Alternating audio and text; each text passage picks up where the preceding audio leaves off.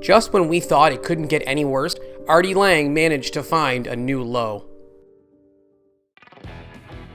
With more stints in rehab and encounters with the Grim Reaper than anyone can count, it's a wonder that Artie Lange is still fighting. When Artie Lange was born in 1967 in Livingston, New Jersey, there was no indication that he would develop an addictive personality. His mother was a housewife, and his father, Arthur Lange Sr., was a successful contractor. Lange even idolized his father, whom he compared to Superman for climbing on roofs and installing television antennas. But there was something sinister lurking beneath the surface of their quiet suburban life. Despite his outward appearance, Lange Sr. was no saint. On the day of Artie's birth, Lange Sr. stood accused of storing $200,000 worth of fake bills for the mob. Thankfully, the judge took mercy on the new father and released him, despite all the evidence proving that he was guilty. Fate, as it turns out, would not be so forgiving. Despite his history of poor grades, Lange managed to get into university. But far from inspiring a desire for higher learning, Lange's university career only fostered his love for comedy. While giving a presentation, Lange had his class rolling with laughter, and he discovered that it felt amazing to get that reaction from people. Then, his whole world came crashing down. Lange quickly lost interest in his studies at university and developed a deep desire for a career in stand-up. But just as he was figuring things out, life threw him a curveball. While installing an antenna, Lange's father fell from his ladder and broke his back, becoming a quadriplegic. With the sole breadwinner for the family effectively immobilized, Lange had to make a tough decision: comedy or family. Lange put his comedy aspirations on hold to help his mother with their mounting medical bills. But even with both of them working, it wasn't enough to make a dent, and they had to appeal for help. Lange and his mother started a campaign, calling celebrities and asking them to donate items that they could sell to help cover their bills. Sadly, none of the celebrities responded. That is, except for one. Lange and his father were big fans of comedian and radio show personality Howard Stern. As it turns out, Stern wasn't just funny, he was also a very generous guy. As the only celebrity to answer Lange's plea for help, Stern sent an autographed jacket along with a joke. Does this guy think that if he puts the jacket on, he's gonna walk again? Both Lange and his father found the joke hilarious, but unfortunately, laughter wasn't the best medicine in this case. Lange Sr. passed away a few years later from an infection. Artie Lange began his meteoric rise in comedy when in 1995, he became a founding cast member of one of the most iconic sketch comedy shows ever. Out of approximately 8,000 applicants, the show creators selected Lange and 7 other comedians to star in Mad TV.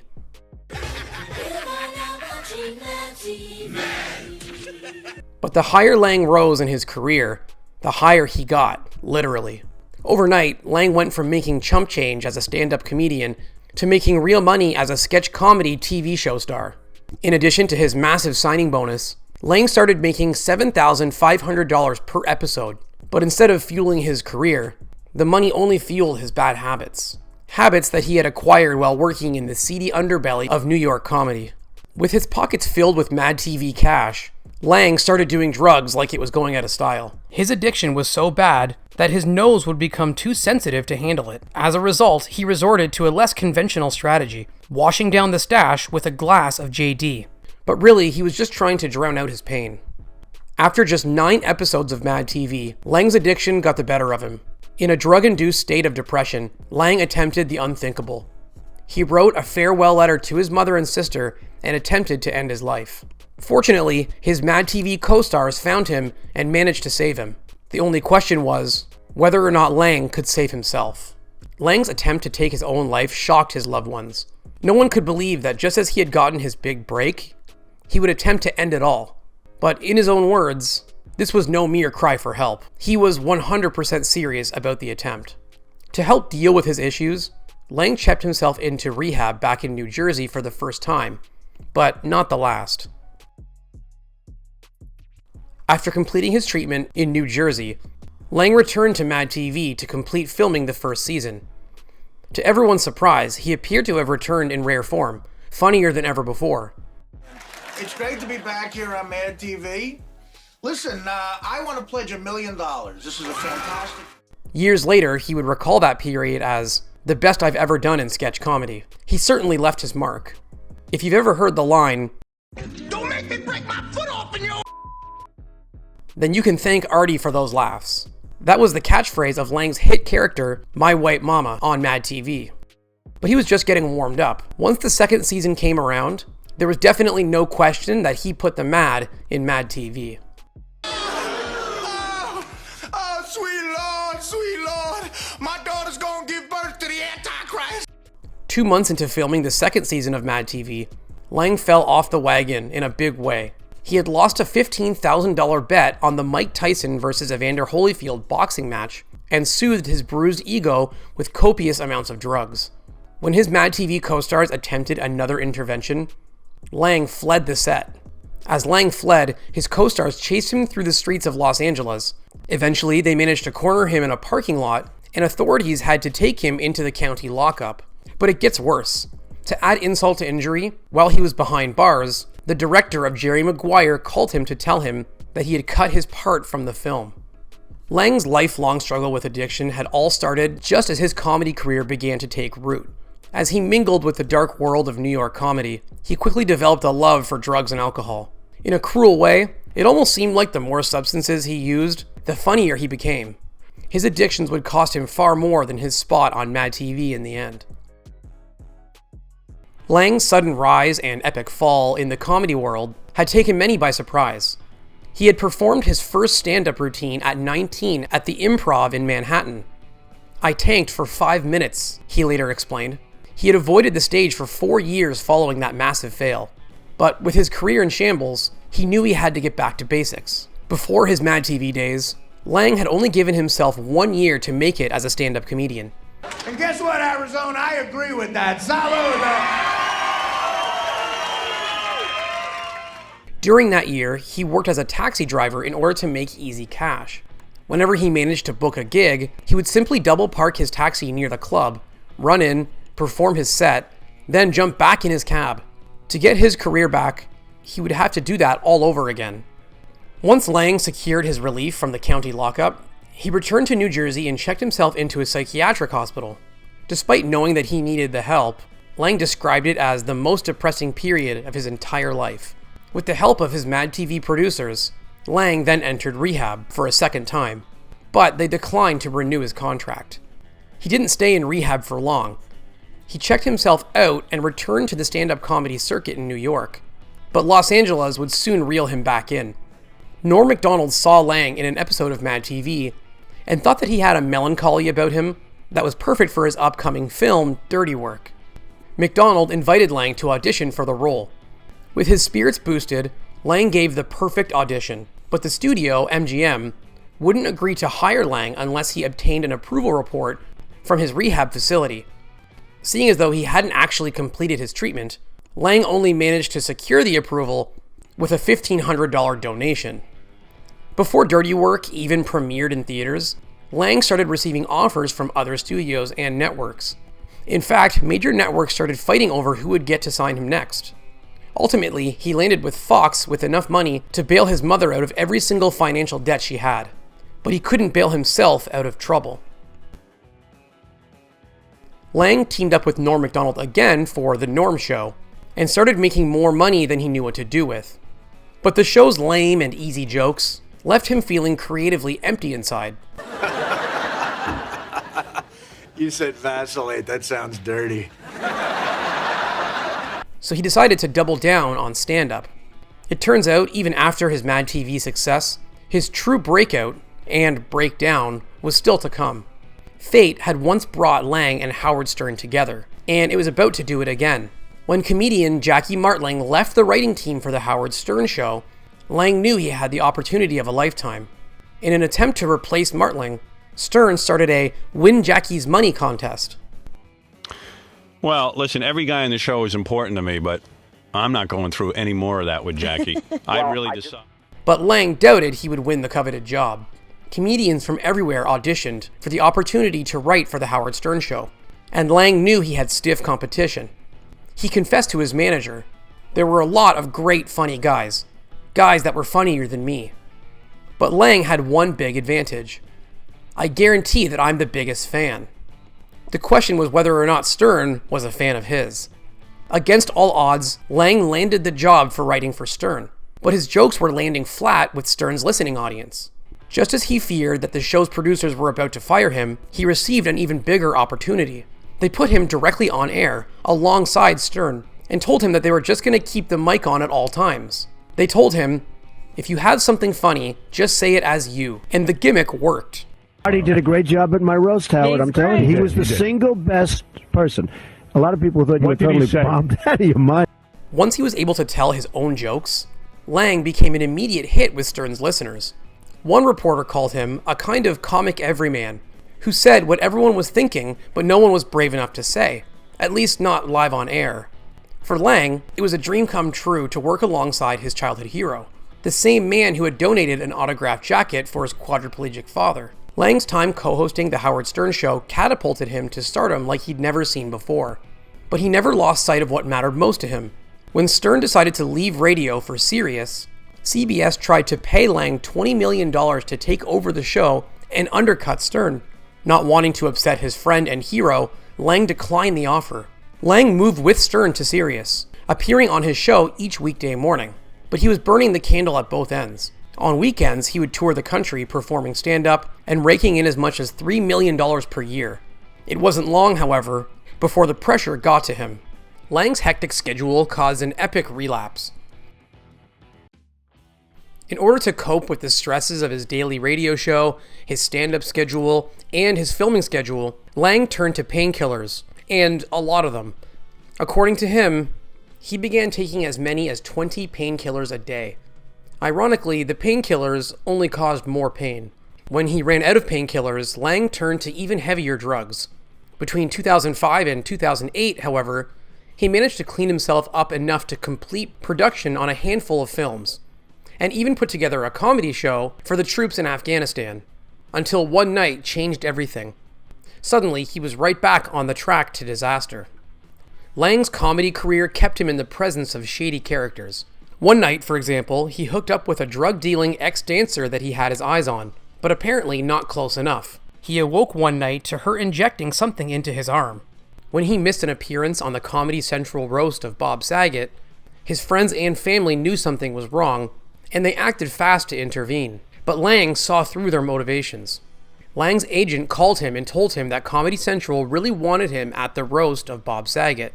They even offered him a private plane with a doctor on board, and even agreed to pick up the $65,000 tab. But Lange knew nothing was ever free. Lange turned down Comedy Central's offer to help because he knew it wasn't the kind of help he needed. "I was like, I know these kinds of doctors," Lange said in a Rolling Stones interview. "If I beg him to shoot me up with morphine, he's gonna do it to keep Comedy Central happy, and I'll end up having a heart attack." So Lange missed the show, and for the third time, Lange entered himself into rehab. After that third stint in rehab, Lange managed to stay sober long enough to write his best-selling book, Too Fat to Fish. It was a collection of autobiographical stories that he said range from funny to dark to tragic to sad. Despite his best efforts at sobriety, however, his darkest stories still laid ahead, and he would barely survive them. Between his work on The Howard Stern Show and his stand-up career, Lange was making more money than he knew what to do with. But happiness still eluded him. He relapsed in early 2009 and checked himself into rehab again for the fourth time. But he didn't stay long in this strict environment, one where he would have to, as he put it, get a doctor's prescription for an apple because of the high sugar levels. Lange's fourth stint in rehab was part of a 21-day program, but he didn't even make it to week 2. He checked himself out of rehab in order to meet up with a girl he had a crush on. He blew through thousands of dollars on fancy dinners and sunglasses before booking a weekend's worth of shows to make all the money back that he had just spent. Much to everyone's disappointment, Lange reappeared on The Howard Stern Show, having not completed his treatment. But it wasn't really a surprise either. Despite his best efforts and intentions, Lange was still very much addicted. He managed to return to his busy work schedule and even managed to put out some of his best comedy specials ever. But the combination of being on the road and morning radio was more than he could bear. He stated that if his work schedule hadn't put him in the grave yet, it would if he kept at it, and he was very right. Things came to a head in December of 2009, when Lange appeared on The Howard Stern Show in an alcoholic and painkiller-induced stupor. During a commercial break, the show's producer told Lange to take the rest of the day off. Fortunately, he had the good sense to check himself into rehab for a 5th time. Once again, Lange failed to stick with the treatment program. He hated everything about the rehab facility on Long Island, and after just 8 short days, checked himself back out and returned home on December 23rd. He spent the next several days, including Christmas and Christmas Eve, in a painkiller-fueled haze of depression. And then, he really self-destructed. In early January 2010, Lange took his treatment into his own hands. In a state of depression, he made another attempt at ending his life. For exclusive perks like early access to new videos, priority replies to your comments, and to have your say on future content, consider becoming a Factinate member. On top of that, your support helps keep the channel going. Click the link in the description for more details. This time, however, he went to the most extreme lengths, which included drinking bleach and using a knife on himself. It would take a miracle for him to survive. And a miracle is exactly what he got. Unbeknownst to Lange, as he was doing this, help was waiting just outside. By some miracle, his mother, sister, uncles, and fellow comedian Colin Quinn just so happened to arrive at his apartment, ready to stage an intervention. His mother found him a bloody mess just in time to save his life. Lange recovered from his severe injuries in a psychiatry ward, but remained in a depressive state for more than a year. Eventually, Quinn had to hire 2 big guys to drag Lange back to a detox facility for the 6th time now, against his will. According to Lange, it was an abduction and it's exactly what I needed. They dragged me literally kicking and screaming. Lange entered a period of sobriety where he produced podcasts, TV shows, and a second autobiographical book, Crash and Burn. He called it the most honest thing I've ever done in my life, but he wasn't quite out of the woods yet. His many years of substance use were about to catch up with him in a shocking and painful way. While performing on stage in Chicago, Lange suddenly collapsed. A stunned audience looked on as medical staff rushed the never-sober comedian to the hospital. When he was finally well enough to speak out, he revealed that his decades of substance use had left his chest and nose severely infected. He had survived, but not without scars. On an episode of The Joe Rogan Experience, Lange explained a long-standing mystery: what happened to his nose. A bunch of things. 30 years of substances, Lange explained. He also recounted the time when a boxer punched him out for 10 minutes, breaking a bone in his upper nose. He also talked about inhaling glass through his nostril, and that was the straw that broke the camel's back. That, combined with the sheer amount of torment he inflicted on his nose over the years, caused it to cave in. Lange spent the next few years going in and out of treatment facilities. His ongoing substance use issues, along with a growing list of legal troubles, encouraged him to step away from the limelight to hopefully, finally, clean up his act. Lange tweeted out to his followers that he had found a new job at a gas station pumping gas. Fortunately, his gas station gig was just a temporary position to comply with the court's orders. Lange hasn't quite returned to stand-up comedy yet, but he left his eager fans with one last joke to tide them over until his next big comeback. Don't use substances to be cool. Do them because you hate yourself. Lange's legal troubles started long before he hit rock bottom. Even before he knew he wanted to be a comedian, Lange had a knack for practical jokes. But not everyone appreciated his sense of humor. He learned that in 1985.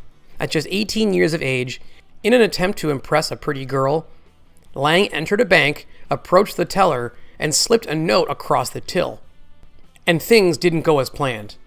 Artie had intended his little stunt with the note as a reference to Woody Allen's take on Money and Run. However, when the teller read the note saying that Artie was armed and that he demanded $50,000, she did not get the joke or the reference and triggered the silent alarm. Much like his father, however, Lange had a lenient judge and got off with only a misdemeanor. As of now, Artie Lange is sober and doing well. According to his longtime friend, Jimmy Palumbo, he's doing okay. He's sober. He's just trying to put it all together right now and get himself healthy and have a clear mind.